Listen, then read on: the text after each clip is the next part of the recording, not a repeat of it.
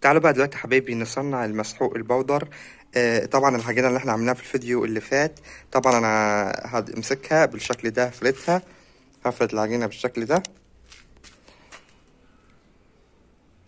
على اي سطح يا جماعة يكون متعرض لدرجة حرارة. انا هنا درجة حرارة الشمس.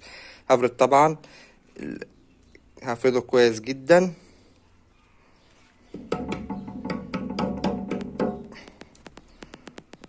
طبعا احنا عاملين كمية صغيرة، طبعا لو كميات كبيرة المصانع حبيبي ما بتشتغلش وتفردش كده العجينة.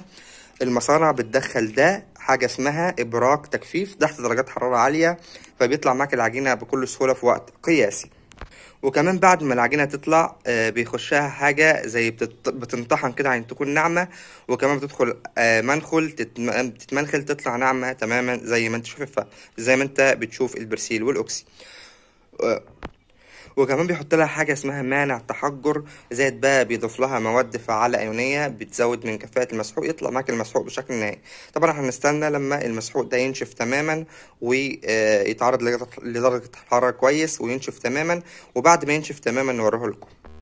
وبعد حبيبي ما حطينا المسحوق بتاعنا العجينة بتاعتنا في الشمس بعد مرور 24 ساعة، طبعا بدأ المسحوق بتاعنا يتكون اهوت حبايبي، ولكن لسه طبعا لسه في جزء كبير ما جفش زي ما انتم شايفين. لسه في جزء اهوت على في البتاع بيطلع معانا اهوت اهو يا جماعة. طبعا المسحوق بتاعنا بياخد وقته، ممكن ياخد يومين 3 4 على حسب درجة الحرارة اللي انت حاطه فيها.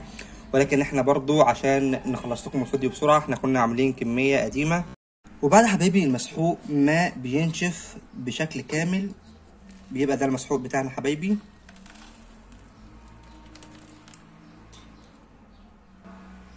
بيكون ده حبايبي المسحوق النصف مصنع. كده عملناه بطريقة سهلة جدا. بيخش بعد كده مكن بيتم طحنه جيدا وتنعيمه، وبعد كده بيخش منخل بيتنخل تماما بيطلع ناعم بشكل كامل. طبعا حبيبي ده كان مسحوق معمول من فترة طبعا بنفس التركيبة بالظبط وركنه على جنب. فكويس ان لقيته ده عشان اوريه لكم، ده نفس التركيبة ونفس كل حاجة مفيش اي اختلاف. طبعا المصانع الكبيرة بيبقى عندها ابراج تجفيف بتجفف المسحوق في اسرع وقت تحت درجات حرارة عالية. فاللي احنا بنعمله ده شغل يكاد يكون بدائي للمصانع الصغيرة. والنصف المصنع ده بيتاخد بقى بيتحط له الوان، بيتحط له ريحه، بيتحط له مواد فعاله ايونيه بتزود من كفاءته وبتزود من التنظيف بتاعه. مع الرغم حبايبي من ان هو نصف مصنع فقط مش مصنع كامل. تعالوا دلوقتي نعمل له اختبار رغوه بسيط. طبعا انا معايا ميه اهي، ميه ما فيهاش اي حاجه اهو، ما فيش اي رغوه اهو، ميه عاديه جدا، ميه عاديه، ميه عاديه ما فيش اي رغوه. تعالوا بقى ناخد شويه من المسحوق كده، شويه صغيرين خالص. بصوا شويه لا يذكرهم، شويه لا يذكروا، حاجه بسيطه خلاص بكفي اهو يا جماعه. شويه هم لا يذكروا، شويه لا يذكروا خالص. تعالوا بقى نرد كويس. شايفين يا جماعه الازازه بقت الرغوه عامله ازاي للاخر زي ما انتم شايفين، رغوه عاليه جدا. تعالوا بقى نشوف الرغوه بتاعتنا دي برضو، نجيب حاجه نشوف فيها الرغوه. هنبدا دلوقتي حبايبي ننزل الميه بتاعتنا اللي كانت في البتاع. هنبدا ننزل الميه. تعالوا بقى بعد ما نزلنا الميه تعالوا نشوف الرغوه بتاعتنا. شايفين يا حبايبي الرغوه، رغوه ماليه الازازه بالشكل ده اهي اهي يا حبايبي.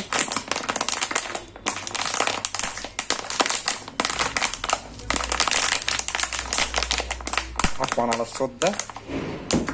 بسم الله ما شاء الله، ده رغوه المنتج بتاعنا مع انه نص مصنع يا جماعه، ولكن رغوته عاليه جدا جدا جدا. شايفين الرغوه عامله ازاي؟ رغوه كثيفه جدا جدا جدا وعاليه، رغم ان هو نصف مصنع. لو ضفت له مواد تانية هتزود كفاءته وتزود مفعوله، فهيكون حاجه معاك روعه جدا زيه زي بتاع الشركات. في النهايه لو عجبك الفيديو اعمل اعجاب بالفيديو واشترك بالقناه وفعل الجرس حتى يصلك كل ما هو جديد من اخوك احمد الكومي.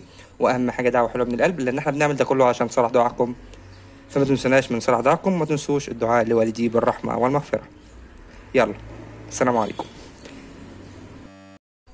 وعفوا كده حبيبي، ملحوظة أخيرة، البعض ما يزعلش مني لو ما ردتش على التعليقات، لأن بصراحة التعليقات كتيرة جدا، سواء على الفيس، سواء على اليوتيوب، تعليقات على اليوتيوب، سواء على الواتس، تعليقات بالآلاف يا جماعة، فصعب أرد على الجميع ده كله.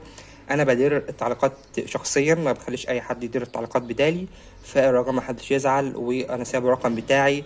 لو حد عايز خامات، عاوز يتصل عشان خامات، يتصل على الأرقام الموجودة، وإن شاء الله عندنا كل أنواع الخامات. يلا، السلام عليكم.